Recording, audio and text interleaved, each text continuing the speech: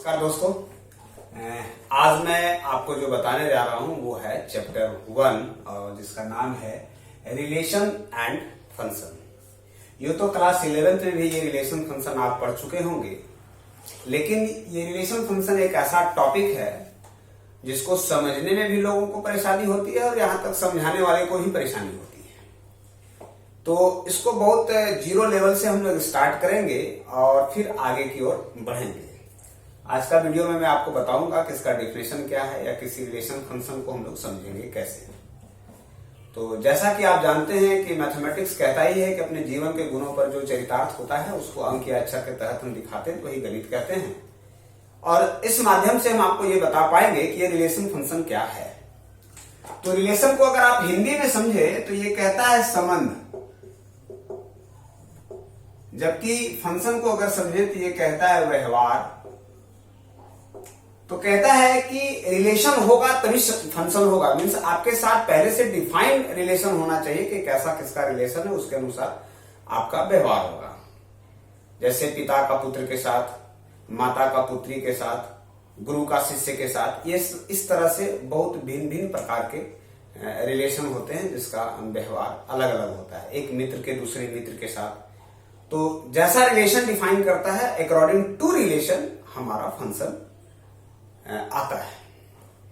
अब इसको हम लोग समझेंगे कैसे मैथमेटिकली कि ये रिलेशन क्या है। इसके जीवन के चरितार्थ बातों को तो हमने सीख लिया, लेकिन इसको वास्तविक में मैथमेटिक्स के रूप में कैसे समझेंगे जरा ये समझिए। तो रिलेशन कहता है, रिलेशन को इन जनरली हम लोग कैपिटल आर से दिखाते हैं, इस कैपिटल आर से, और ये कहता है which is the subset of A cross B. तो देखिए सेट और सबसेट की बात क्लास 11th में आप पढ़ चुके हैं सेट थ्योरी में, जिसमें सेट से छोटा होता है सबसेट। अब प्रश्न ये है कि ये ए क्रॉस बी क्या है। तो ए क्रॉस बी को समझने के लिए थोड़ा सा हमको पीछे जाना होगा और ये बताना होगा कि ये ए और बी के सेट के बीच में बनने वाले सारे ऑर्डर्ड पेयर को हम लोग कहते हैं ए क्रॉस बी। एग्जाम्पल के लिए आप समझ सकते हैं कि अगर ए के पास मान लीजिए कि ये 1, 2, 3 एलिमेंट है और बी के पास अगर मान लीजिए कि 4 और 5 एलिमेंट है, ऐसा मानते हैं। वैसे केसेस में ए क्रॉस बी क्या होगा? तो यह जो ए क्रॉस बी होगा वो होगा 1, 4, एक बार होगा 1, 5, फिर होगा 2, 4, 2, 5, फिर होगा 3, 4 और 3, 5। तो ये इनके सारे जो होंगे इसको हम लोग कहते हैं ऑर्डर्ड पेयर। तो ऑर्डर्ड पेयर, तो रिलेशन कहता है कि जो ऑर्डर्ड पेयर बन रहे हैं आपके, उनका रिलेशन सबसेट होगा। तो अब इस रिलेशन को समझेंगे कैसे और सबसेट को कैसे समझेंगे। ये जो ऑर्डर पेयर है ये कहता है ए और बी दो सेट के अंदर जो प्रेजेंट एलिमेंट है उनके कितने सारे ऑर्डर्ड पेयर हो सकते हैं। अब रिलेशन की अगर बात करें तो एक बात हमेशा याद रखिएगा, रिलेशन डिफाइन होता है, मीन्स रिलेशन आपके लिए डिफाइन ही होता है, उसको कंज्यूम नहीं करना है या एज्यूम नहीं करना है। तो मान लीजिए कि अगर कोई रिलेशन है ऐसा जिसमें लिखा गया है कि x y है और x, y जो कि डिफाइन करता है कि x प्लस y जो है वो इक्वल टू 5 है, ऐसा मान के चलिए, ये ऐसा कहता है। तो इसका मतलब ये हुआ कि दो सेट हैं हमारे A और एक सेट है हमारा B, इनके बीच में एक रिलेशन जा रहा है। और हमेशा इस बात को रखिएगा कि रिलेशन कभी भी रैंडमली नहीं होगा, उसका एक सिस्टमेटिक रिलेशन होना चाहिए, मीन्स ऑथेंटिक डिफाइंड रिलेशन होना चाहिए। तो सेट ए में एलिमेंट अगर 1, 2, 3 है और सेट बी में 4 और 5 है, इसके एलिमेंट को हम लोग x से डिनोट कर रहे हैं, जबकि इसके एलिमेंट को हम लोग y से दिखा रहे हैं। आप a और b भी लिख सकते हैं x और y के जगह पर। अब ये कहता है कि अगर आप पहला सेट का एक एलिमेंट लें और दूसरे सेट का एक एलिमेंट लें जिनका सम जो है वो 5 होना चाहिए। तो वैसे केसेस में आप देखो कि 1 के साथ 4 को लगाएंगे तभी हमारा 5 होगा, 2 के साथ अगर 4 होता है तो 6, 2 के साथ 5 होगा तो 7, और 3 के साथ 4 होगा तो 7, और 3 के साथ 5 होगा तो 8। इसमें इस कंडीशन को एक ही फुलफिल करता है, वो है 1,4।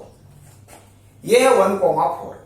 तो ये रिलेशन कहता है कि ये जो रिलेशन होगा वो सबसेट होगा A क्रॉस B का। इसका मतलब ये हुआ कि ये जो मेरा डिफाइंड रिलेशन है वह इस ऑर्डर्ड पेयर में ही होना चाहिए। ये बात ध्यान रखिए।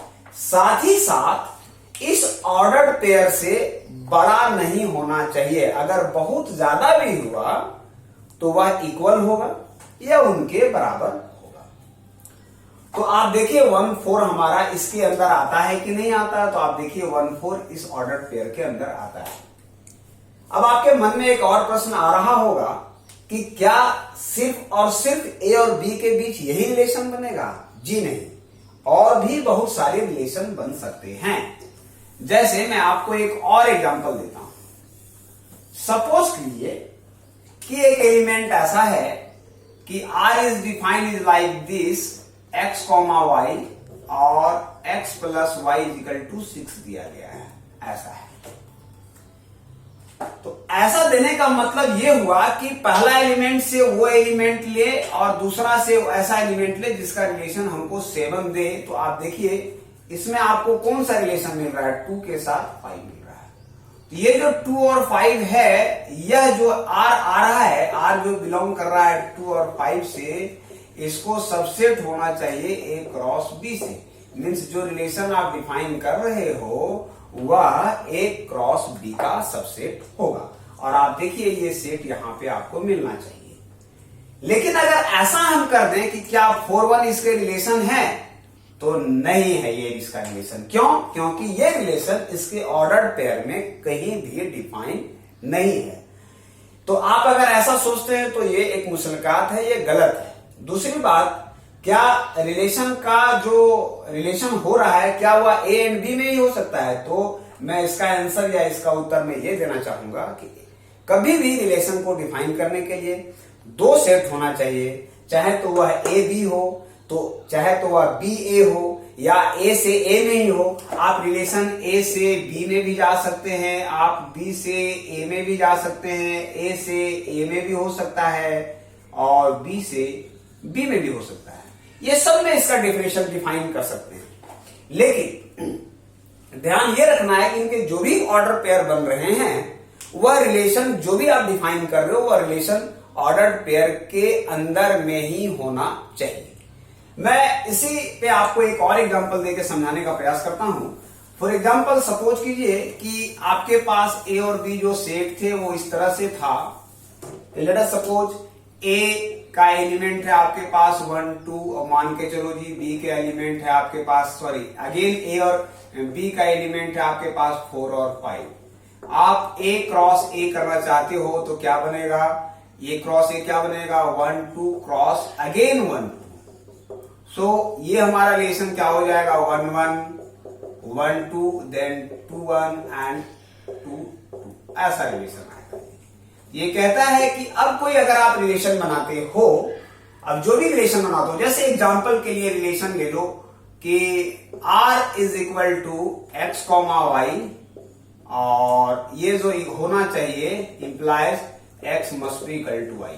कहता है कि अगर सेट A है A, ये सेट अगेन है A 1 2 1 2। ये कहता है कि आपको वह सारे एलिमेंट को लेना है, पहला और दूसरा, जो दोनों आपस में इक्वल है। तो इनका रिलेशन क्या होगा जी? ऐसा होगा 1 1 और 2 2। ये जो रिलेशन R बिलोंग कर रहा है 1 1 और 2 2, यह हमेशा सबसेट होना चाहिए आपके A क्रॉस A का। और आप देखो A क्रॉस A में आपको रिलेशन मिलेगा। अगर ऐसा मिलता है तो हम इसको रिलेशन कहते हैं। अब आपके मन में एक और प्रश्न आ रहा होगा कि किसी भी 2 सेट के टोटल नंबर ऑफ रिलेशन क्या होंगे?